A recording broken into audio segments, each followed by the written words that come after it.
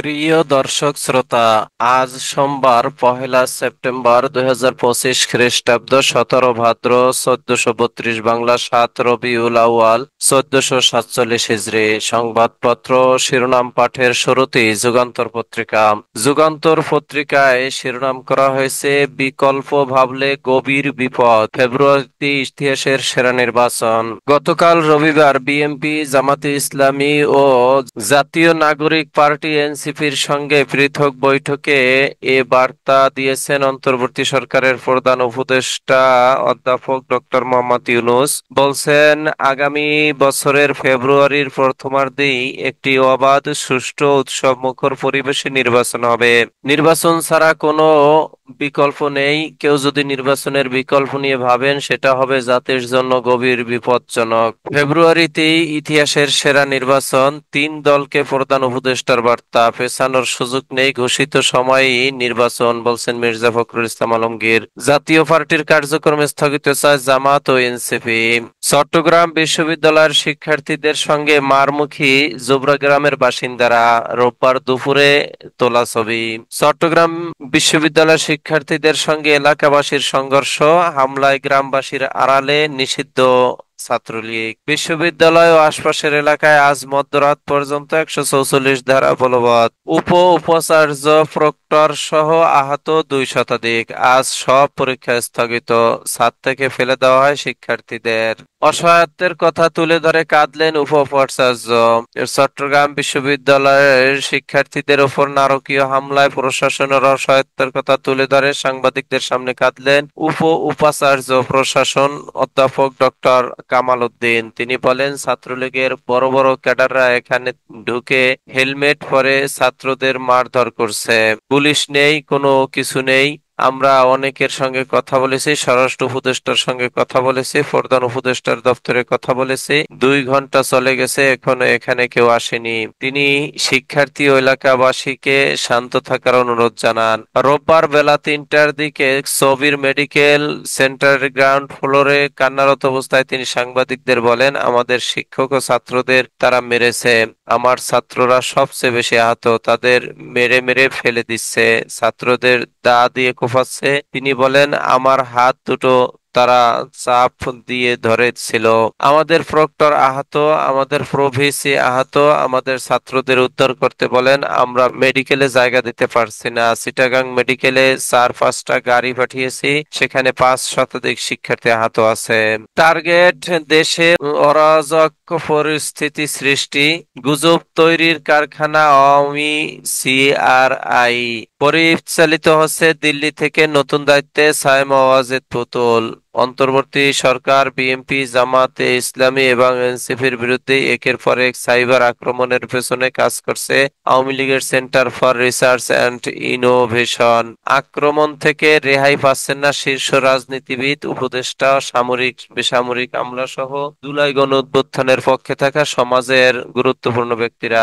AI, artificial intelligence দিয়ে তৈরি video clip, বেনামি Facebook ও YouTube channel ব্যবহার করে সিআরআই এক ধরনের সাইবার যুদ্ধ ঘোষণা করেছে। এক কথায়, জুলাই অভ্যুত্থানকে ব্যর্থ করে দিতে অন্তর্বর্তী সরকারের বিরুদ্ধে প্রোপাগান্ডা মেশিন হিসেবে কাজ করছে প্রতিষ্ঠানটি, যা এখন পরিচালিত হচ্ছে ভারত থেকে। সংশ্লিষ্ট একাধিক সূত্র এ তথ্য নিশ্চিত করেছে। সূত্র জানায়, প্রধানত 3টি লক্ষ্য সামনে রেখে এই মুহূর্তে কাজ করছে সিআরআই। প্রথমত, অন্তর্বর্তী সরকারকে ব্যর্থ প্রমাণ করা। দ্বিতীয়ত, যে কোনো মূল্যে আগামী জাতীয় সংসদ নির্বাচন ভণ্ডুল করা। এবং তৃতীয়টি হচ্ছে বিএনপি, জামাত ও এনসিপির বিরুদ্ধে জনমত তৈরি সহ গণ অভ্যুত্থানের সব শক্তির মধ্যে বিভেদ সৃষ্টি করা। এর মধ্য দিয়ে বাংলাদেশের রাজনীতিতে শেখ হাসিনাকে প্রধানমন্ত্রী হিসেবে ফিরিয়ে আনা। এজন্য প্রতিষ্ঠানটির পক্ষ থেকে দেশ বিদেশে বিপুল পরিমাণ অর্থ বিনিয়োগ করা হচ্ছে। প্রতিষ্ঠা বার্ষিকীর আলোচনা সভায় তারেক রহমান, অশুভ শক্তির তৎপরতা দৃশ্যমান হচ্ছে। আসন্ন নির্বাচন সামনে রেখে নানা রকম ষড়যন্ত্রের ডালপালা মেলতে শুরু করেছে বলে মন্তব্য করেছেন বিএনপির ভারপ্রাপ্ত চেয়ারম্যান তারেক রহমান। এ অবস্থায় ফ্যাসিবাদ বিরোধী শক্তিকে রাজনীতির চর্চা পরিহার করে সতর্কতার সঙ্গে নির্বাচনের পথে হাঁটার আহ্বান জানিয়েছেন তিনি। রাকসু কোষাধ্যক্ষ কার্যালয় ছাত্র দলের ভাঙচুর, তালা।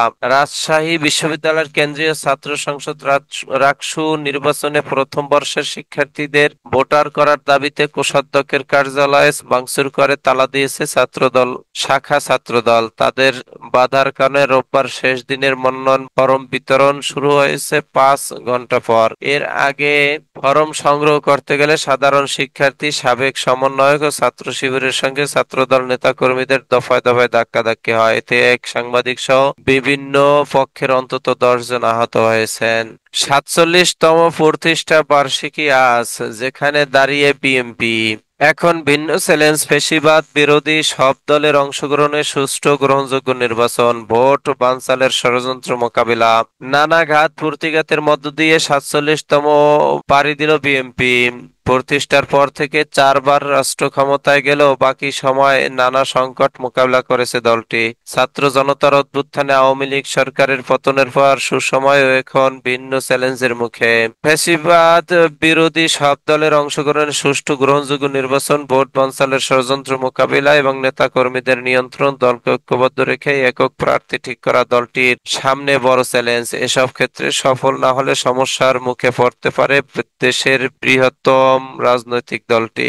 বিএনপির শীর্ষ নীতি নির্ধারকদের অভিমত, অনেক চ্যালেঞ্জ মোকাবিলা করে 47 বছর পার করেছে দলটি, এখন স্বাভাবিক কর্মকাণ্ডে ফিরেছে। দীর্ঘ 18 বছর ক্ষমতার বাইরে আছে। এ সময়ে হামলা, মামলা, গুম, খুন, নির্যাতনের শিকার হয়েছেন বহু নেতাকর্মী, সমর্থক। ডাকসু নির্বাচনে প্রতিরোধ পর্ষদ প্যানেল, নারীবান্ধব ক্যাম্পাস সহ 18 দফা ইশতেহার। বিপি প্রার্থী আব্দুল কাদের বলছেন, ক্যাম্পাসে পলিটিক্যাল কাঠামো সংস্কারে বেশি জোর দেব। গণতান্ত্রিক ছাত্র সংসদ সমর্থিত বৈষম্যবিরোধী শিক্ষার্থী সংসদ এর প্যানেলে ঢাকা বিশ্ববিদ্যালয় কেন্দ্রীয় ছাত্র সংসদ নির্বাচনের সহসভাপতি বিপি প্রার্থী আব্দুল কাদের বলেছেন, ঢাকা বিশ্ববিদ্যালয় একটা পলিটিক্যাল প্রতিষ্ঠানের রূপ নিয়েছে। এখানে প্রতিটি বিষয়ে রাজনীতি আবর্তিত। শিক্ষার্থীদের আবাসিক সুবিধা, খাবার ও একাডেমিক এক্সিলেন্সি সহ নানা বিষয়ে পরিবর্তন আনতে গেলে সবার আগে পলিটিক্যাল কাঠামোতে সংস্কার করতে হবে। এই ছিল যুগান্তরের শিরোনাম। এবারে দৈনিক ইত্তেফাকের শিরোনাম করা হয়েছে, ফেব্রুয়ারিতে নির্বাচন, আশ্বস্ত বিএনপি, প্রধান উপদেষ্টার সঙ্গে পৃথক বৈঠক, জাপার কার্যক্রম স্থগিত, দাবি জামাত ও এনসিপির। বিএনপির 47তম প্রতিষ্ঠা বার্ষিকী আজ। নূরের অবস্থার উন্নতি, আইসিইউতে পরীক্ষা চলছে। শিক্ষার্থী গ্রামবাসী সংঘর্ষে রণক্ষেত্র ছবি, আহত 200। এই ছিল ইত্তেফাকের শিরোনাম। এবারে নয়াদিগন্তের শিরোনাম করা হয়েছে, বিদেশি নিরীক্ষা প্রতিবেদনে ভয়াবহ চিত্র, লুটেরা এস আলমী শেষ, ফার্স্ট সিকিউরিটি ইসলামী ব্যাংক। লক্ষ্য নির্বাচন, গুণগত পরিবর্তন। আজ বিএনপির 47তম প্রতিষ্ঠা বার্ষিকী। জনগণের সরকার প্রতিষ্ঠা না হওয়া পর্যন্ত গণতন্ত্র ঝুঁকি মুক্ত নয়। প্রতিষ্ঠা বার্ষিকীর আলোচনা সভায় তারেক রহমান।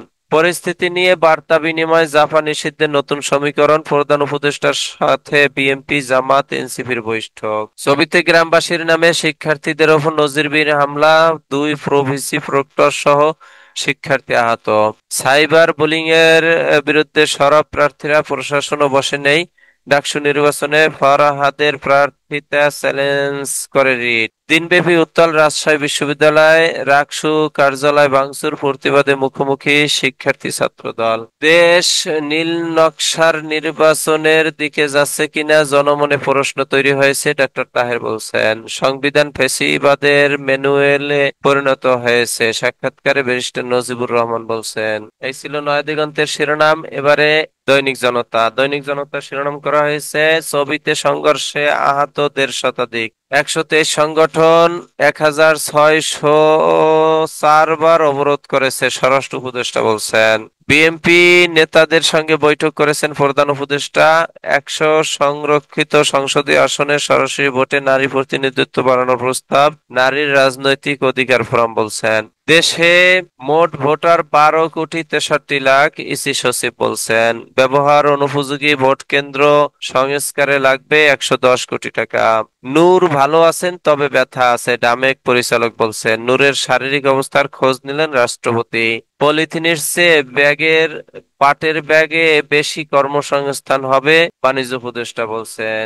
ফের রাজনীতিতে উত্তাপ বাড়ছে। আগামী ত্রয়োদশ নির্বাচনকে সামনে রেখে বাড়ছে উদ্বেগ। দেশের অর্থনীতিতে রাজনৈতিক অস্থিরতার প্রভাব পড়তে পারে। জুলাই সনদ ঝুলে যাওয়ার সংখ্যা, দ্রুত গতিতে বাড়ছে দারিদ্র্য ও আয় বৈষম্য। বিদেশি প্রতিষ্ঠানকে পাঠ্য বই ছাপাতে দিলে এনসিটিভি বন্ধের হুঁশিয়ারি। খালেদা জিয়াকে 5 বছর সাজা দেওয়া সেই বিচারপতির পদত্যাগ। ডাকসু নির্বাচন 2025, শাহবাগী হিজাবি ট্যাগ মোকাবিলা করা বড় চ্যালেঞ্জ নারী প্রার্থীদের। ডাকসু নির্বাচনের ইশতেহার ঘোষণা হলে রাত্রিকালীন বিধিনিষেধ প্রত্যাহার চায় বাম ছাত্র সংগঠনগুলো। পরিবেশ বান্ধব বৈদ্যুতিক থ্রি হুইলার বাগ আসতে বাধা কোথায়? অবৈধ ইজি বাইকের দাপটে বাড়ছে দূষণ। এই ছিল দৈনিক জনতার শিরোনাম। এবারে মানবকণ্ঠের শিরোনাম করা হয়েছে, 13 মাসে ঢাকায় 123 সংগঠনের 1,604 বার অবরোধ। আইন শৃঙ্খলা কমিটির সভায় স্বরাষ্ট্র উপদেষ্টা বলছেন, সড়ক অবরোধের কারণে জনদুর্ভোগ, তীব্র যানজট তৈরি হয়। একটি রাস্তার সামান্য অংশ ব্লক হয়ে গেল পুরো ঢাকা শহর প্রভাবিত হয়। গণতন্ত্রায়নে বিএনপি এক প্রজ্জ্বল আলোকবর্তিকা, 47তম প্রতিষ্ঠা বার্ষিকী আজ। ছবি রণক্ষেত্র, শতাধিক শিক্ষার্থী আহত, 144 ধারা জারি। অশুভ শক্তির তৎপরতা কর্মী নির্বাচনকে জটিল করে তুলছে, বলছেন তারেক রহমান। মব ভায়োলেন্সকে প্রশ্রয় নয়। আলোচনা ফলপ্রসূ হয়েছে। ফেব্রুয়ারিতে নির্বাচন, প্রধান উপদেষ্টার সঙ্গে সাক্ষাতে বিএনপি। আগামী নির্বাচন যেন অবশ্যই গণপরিষদ নির্বাচন হয়, বৈঠকে এনসিপি। বেশিরভাগ রাজনৈতিক দলই পিআর পদ্ধতিতে নির্বাচন চায়, ডক্টর আব্দুল্লাহ তাহের বলছেন। আলোচনা সভায় মির্জা ফখরুল ইসলাম বলছেন, একমাত্র বিএনপি দেশকে রক্ষা করতে পারে। প্রধান উপদেষ্টা বলছেন, ভোটের বিকল্প কিছু ভাবলে সেটা গভীর বিপজ্জনক হবে। শঙ্কায় নির্বাচন ও জুলাই সনদ গতি হারাতে পারে অর্থনীতি। রাজনীতির দাবায় নতুন হিসাব নিকাশ। গণমাধ্যমের স্বাধীনতা রাজনীতিকদের প্রতিশ্রুতি হবে বড় সংস্কার, অধ্যাপক আলী রিয়াজ বলছেন।